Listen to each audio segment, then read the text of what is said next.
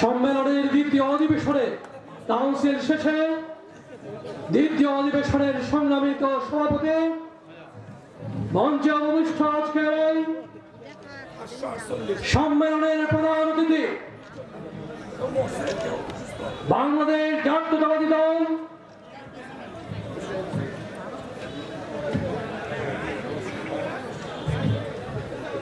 জাতীয় স্থায়ী কমিটির অন্যতম সদস্য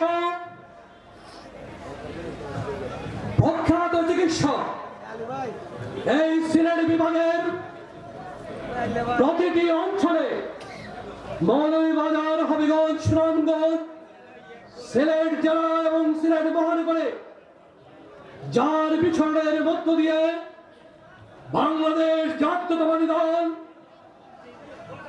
এক নবজাগরণের সৃষ্টি হয়েছিল।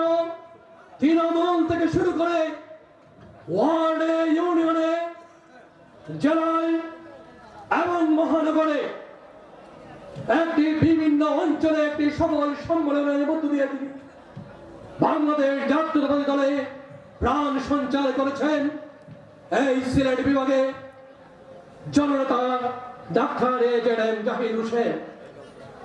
আজকের উদ্বোধক হিসেবে রয়েছেন হবিগঞ্জের মাটি ও মানুষের অত্যন্ত আপনজন বাংলাদেশ জাতীয়তাবাদী দলের চেয়ারপারসনের সম্মানিত উপদেষ্টা জনাব ডক্টর সাখাওয়াত হাসান জীবন।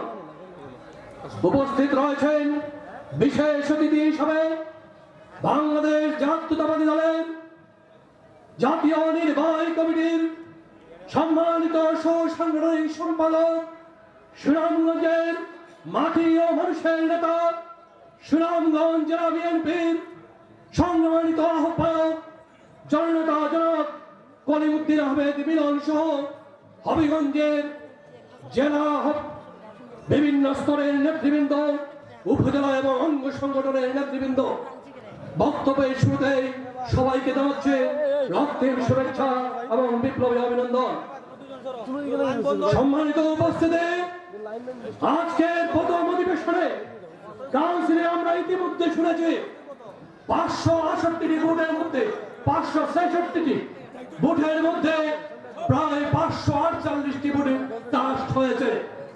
আমরা মনে করি হবিগঞ্জের সদর আজকে বিএনপির